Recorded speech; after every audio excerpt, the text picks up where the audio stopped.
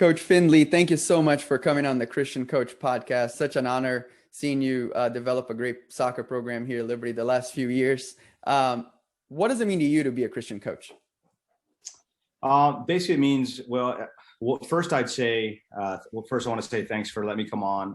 Love Liberty, really excited to encourage, empower, and hopefully be an example for other young Christian coaches. What it means to me is, first, I want to use being a believer as a filter for everything I do. So whether I'm coaching or leading my family or mowing my yard, I want it, or looking at my house, I want it to be in a way that glorifies God. So I think you're after trying to glorify God with your actions daily, knowing that you're going to make mistakes.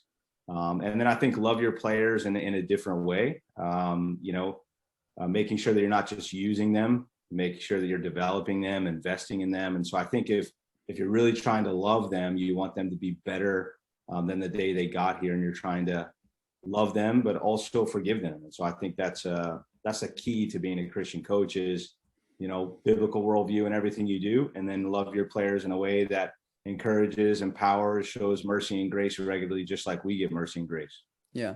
In your experience, how can coaches avoid the pitfall of having a transactional relationship with their players and instead of having a transformational relationship?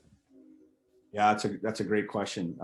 At first, I think you just go in with that philosophy. You have to be careful of. I love this term. I got this on a coaching course I was able to do. That a lot of coaches are users of players. So you have to decide whether you're a developer of players and people or a user. Just like that, just like you're saying, you have to decide whether you want to be a transactional coach or a transformational coach. One thing that's helped me a lot is my son plays for me. And, I'd like to say that I always thought and saw the players as my own children, but that's not true. Looking back, I definitely didn't use that, especially at other places I've been where I had to win. And so now I realize that, and it's so much more fulfilling, enjoyable, encouraging, and that expectation that they're going to make mistakes and I still care for them as who they are. So I think the biggest pitfall is just looking at wins and losses and determining, is that what I am as a coach?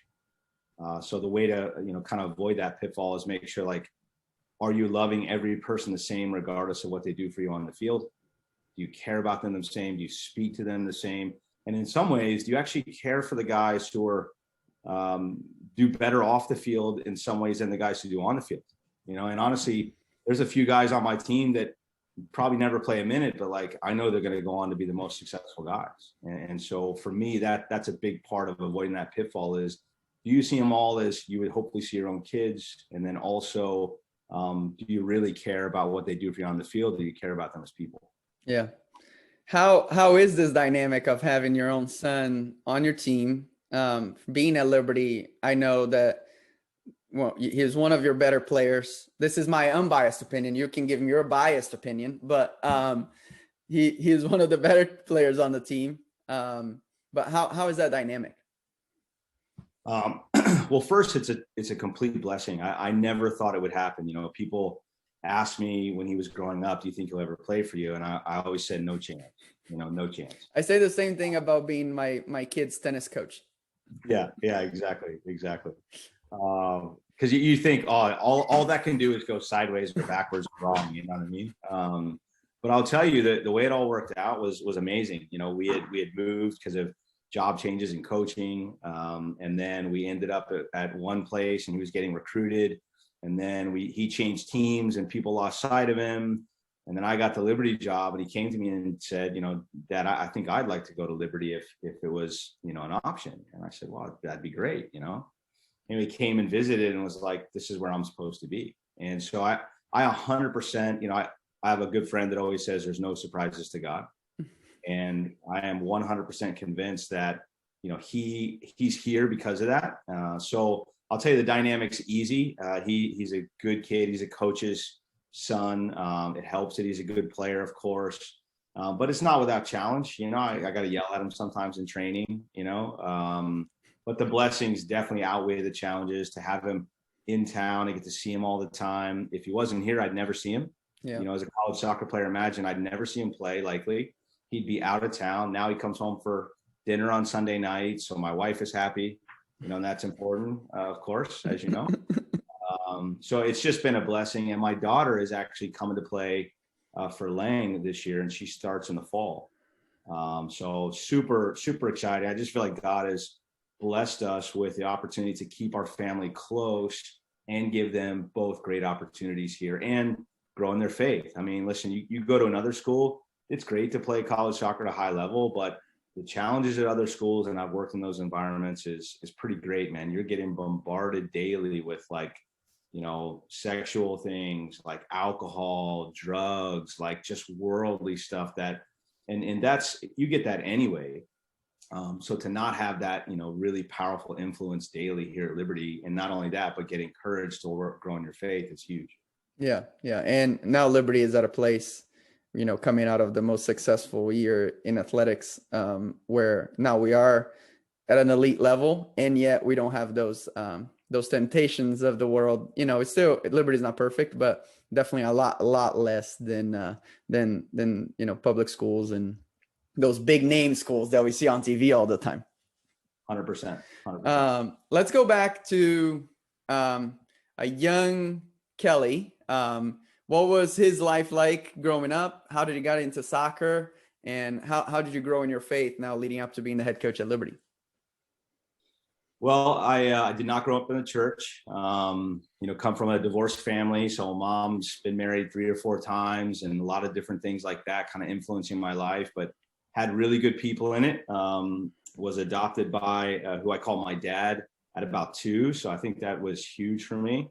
So always felt cared for, really good teaching as how to work hard and really good morals and those things, but never went to church, was never in my concept. I mean, I cursed like a sailor. I mean, you name it. I was exactly opposite of what you would think like a believer was. And then for some reason, my mom required me to go to this church camp between my sophomore and junior year. And I heard the gospel for the first time ever. I was definitely broken, but didn't know how to live my life out. Was struggling with like being sin-free every day and couldn't really quite grasp that concept. And then I also could not give up my dream to be a professional player. I mean, 100% soccer was my God. If I played well, life was good. If I played bad, it wasn't good. I always tell a story that if there was a magic pill that I could take for 5 years to make me, the best player I ever met, I would take it. Even if I was going to die after that 5 years, I would still have taken that pill when I was younger, just to seek glory in that, area of my life. Anyway, ended up going to a Christian college, didn't have any money growing up, got recruited by a coach. He just shared the gospel with us every day. I heard it after 2 years being there. I gave my life to the Lord. And where was this? Judson College. Okay. A guy named Steve Burke. So cool story. Steve is in Uganda right now as a missionary. So he retired and then went to the mission field. So him and his wife are teachers. He coaches soccer and teaches, and his wife works with the girls ministry there. So just a cool story. So here's this guy who brought in, I did not fit at that school in any way, and he took a total risk on me. Why did you choose to go there? Basically, I wanted to get out of Texas and get away from home. He recruited me really heavily. I had a couple friends who had gone there, and it just fit. And like I said, I didn't have any money. I was very small coming out of high school. I graduated high school in 1988. Wasn't much recruiting. Wasn't a whole lot going on. There was 2 schools in Texas that had college soccer, and I just wanted to do something different. Judson's just outside Chicago. And again, I think God totally made it happen. I mean, I had no business being there. I arrived on campus with beer in my bag. No clue, because you had a party the night before. You don't want to leave beer out. You got to take it with you, right? So it was just completely different. And I just had guys loving me and accepting me for who I was, and came to faith and was able to play for the Charlotte Eagles, which is the USL team. Got to play 6 years. Cool thing, like early, I couldn't give up my dream to play college soccer or play professional soccer. Lo and behold, the team I played for was owned by a ministry. Our focus was to use the platform of soccer as a ministry. And so I became a sports minister. and got to play soccer at a high level. So Yeah. coaching all these camps and shared my testimony and saw all kinds of people come to faith. I've been to, 10 different countries, and then just kind of kept going on the coaching path, ended up, this is the first Christian school I've ever worked at Liberty. Always felt like I was called to be a Christian coach with biblical principles in a secular environment, and was always good with that. No problem. And then God opened this door for me to be at Liberty, and it's just been a huge blessing, because it's nice to be able to say, like, you should love your neighbors yourself, because it says it here in the Bible. You can do all things through Christ who strengthens you, not try to be a better person. So I've really enjoyed that aspect of being able to pray with my team, go all the way, and really talk about God in their life, and that's how they grow. So that's a little bit of a long, quick story of my life. Obviously you had to, even when you were not a Christian and you're seeking glory for yourself, you had to pursue excellence, right? You don't achieve anything unless you're excellent at it. What is the importance of pursuing excellence as now a Christian coach and leader so that we can impact others? Yeah, I mean, I think as an athlete, you're pulled towards that daily anyway. You have to be trying to be a little bit better than you were yesterday. Can I improve? So many studies talk about 10,000 hours and all those things, and like how to get to expertise in what you do. And so, for me as an athlete, you're probably doing that a lot anyway if you're any good. There's a lot of average people out there, and that's okay. There's a lot of people who play sports for fun, and that's a good thing. Yeah. That's never been me. Unfortunately, I wish I could just go enjoy it. But if I'm, I definitely hate to lose more than I like winning, if that makes sense. Yep, it does. And so, that was always my personality. So I was always the kid in the backyard juggling. I could do 1,000 juggles when I was 11 years old. I was that kid who was always out training on my own. We'd be driving by and I'd see a wall and I'd think, well, that's a good wall to kick on. My mom would always laugh. Like when I was 7 years old, I had her drop me off a mile and a half away from home so I could run home. So that's always been kind of my personality. But now that when I became a believer, it definitely changed, because I realized that I wanted to have the purpose of my life was to glorify God with my excellence, not me. And that was really freeing, because in the end, one, I knew I was forgiven. Two, I knew if I didn't reach the goal I wanted to hit, I was still pursuing it. And that helped a lot, because when you're pursuing excellence for yourself, it's all about the result. If you don't get the result you want, you don't get that trophy, you don't get that contract or the scholarship or make that team, then, it's this massive pitfall after that, line, so to speak. But I do think once you become a believer and you say, I represent Jesus, like this is my life, this is my worldview. If you're not pursuing excellence, you're not doing the right thing. I mean, I think now I feel way more responsibility being a Liberty coach than I did anywhere else. I always felt that because I knew I was representing Jesus, and everybody knew that's who I was. But now that I'm here, I think if I'm not pursuing excellence, man, what am I doing? Yeah, because now the person inside the jersey was representing Jesus. Now the jersey is representing Jesus as well, and so that puts a lot of pressure. One of the ways I used to struggle with road rage, and one of the ways I found was to put on my license plate, buy the Liberty license plate and put women's tennis as my license plate number, and now I'm always so conscious of, like, I can't have road rage. I can't cut this person off because she's going to see, or he's going to see my license plate, and that has helped me tremendously. Oh, for sure. Great to have accountability. 100%. Yeah. That's great. We had a moment, it might've been your first year here at Liberty. Was it 2019, your first year at Liberty? Yeah. We are having lunch before a football game, and you had just come off a close loss to a program, and it may be later in the season, and you're just lamenting. It's like, we're so close, we're right there, and I just can't wait to get over that hump. And I remember saying, hey, you're building a program, like it's gonna take a little while, it's gonna take a little patience. And just from my experience here at Liberty, just building a program, and now this past season, you guys were able to beat North Carolina, and I'm sure, and I sent you a text right afterwards, and I was so happy for you to see, that hump being overcome. What is the role of, and how important is it being patient when we're building a strong culture and a strong foundation, and not so much focus on the results? Yeah, one, it's super hard to do, because whether we like it or not, I mean, one of our core values is winning mentality. But really, we talk about pursuing excellence all the time, but you're in sports, so you're trying to win, right? Yeah. I mean, you can we have to actually win games and matches. Exactly. It's not just like, hey, let's try hard and let's go. Like the point of it is, and I'm convinced this too, like, if we can have better results or have strong results or be a good program at Liberty, people want to know what's going on there.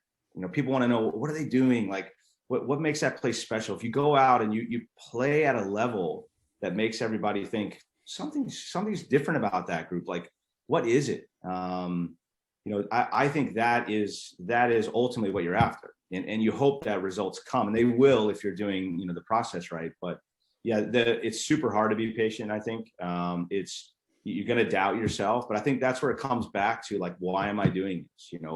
Who do we want to be?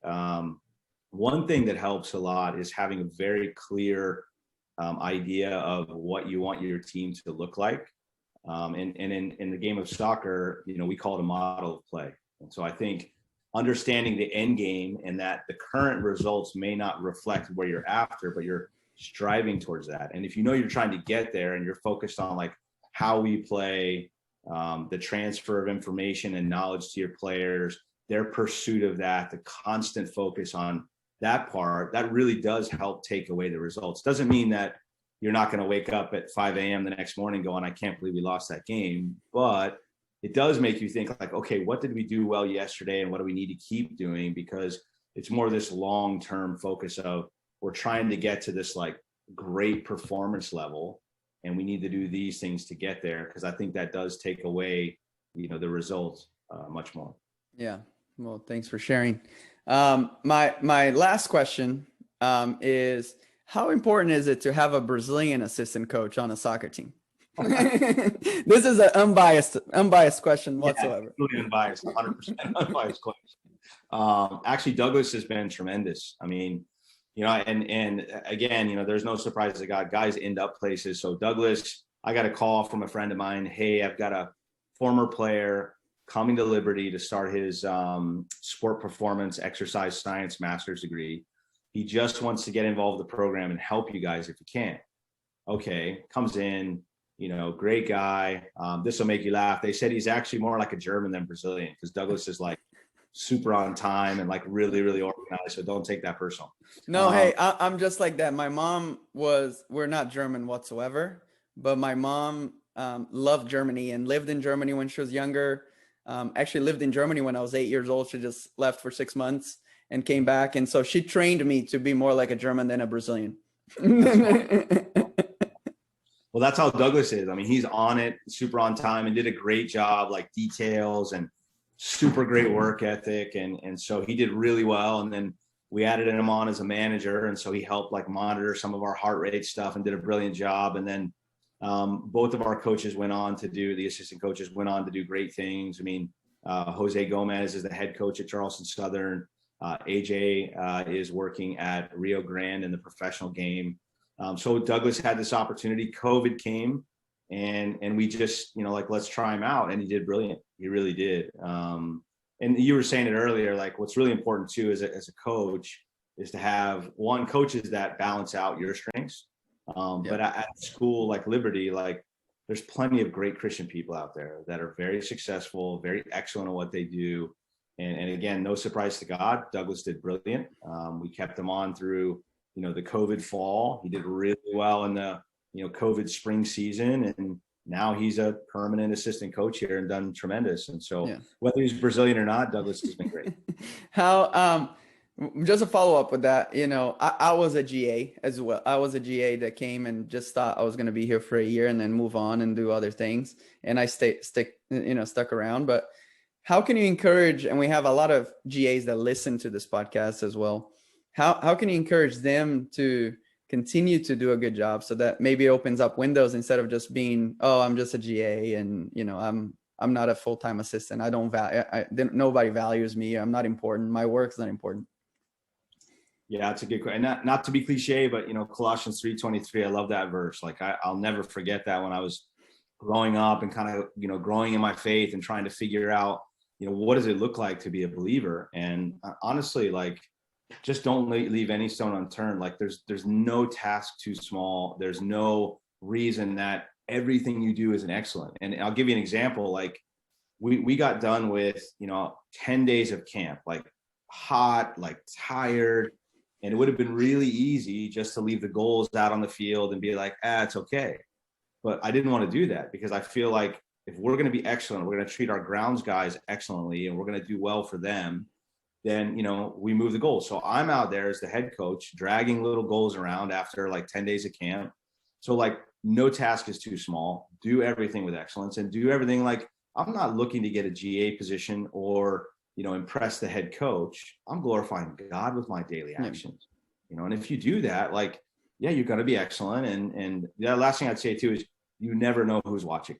You know, you never know who's looking and which coach is going to be like, hey, I know this guy and they have a spot and you did so well here. I want to pursue an opportunity for you. And so, you know, and then if you're faithful too, I think, you know, just wait for God to open those doors. You know, we can try super hard on our own sometimes and think we're doing really well, and God closes doors, and that's okay. Yep. That's okay. You just have to wait for that door to open. One of my favorite stories, and I won't, and then I'll stop talking here, but I had just lost a job. I had taken my new wife to Miami of Ohio. And after about 6 months, they dropped men's soccer, men's wrestling, men's golf, and tennis all on the same day. And I called a friend of mine up and I'm like, I just don't know what God's will is. I feel like I'm supposed to be a college coach. He's taking me here. I don't really know what's going on. You know, it's pretty tough.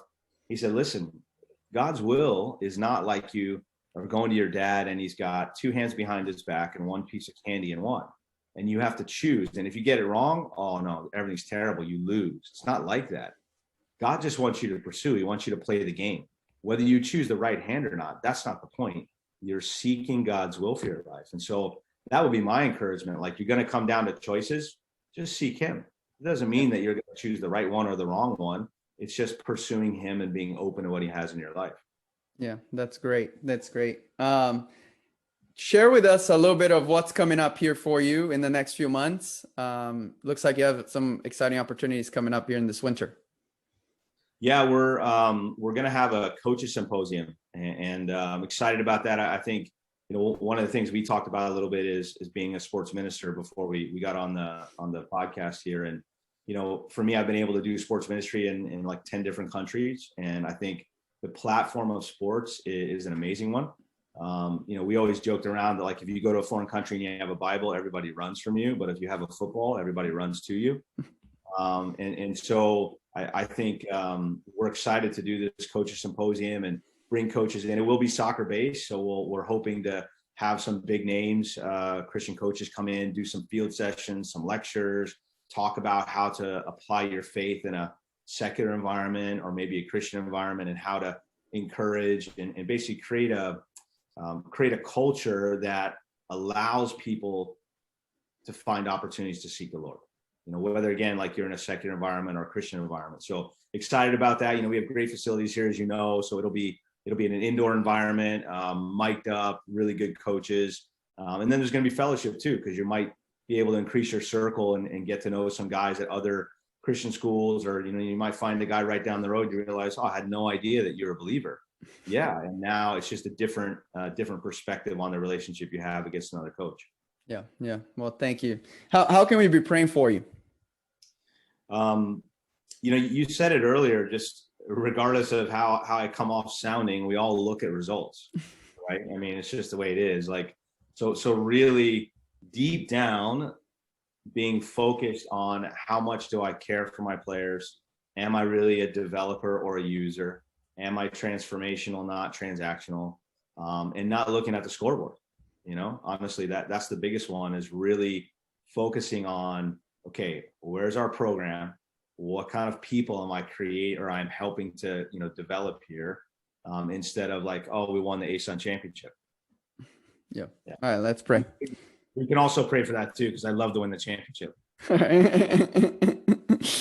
Heavenly Father, thank you for this conversation with Coach Findley. Thank you for his faithfulness throughout his career in seeking you first, Lord.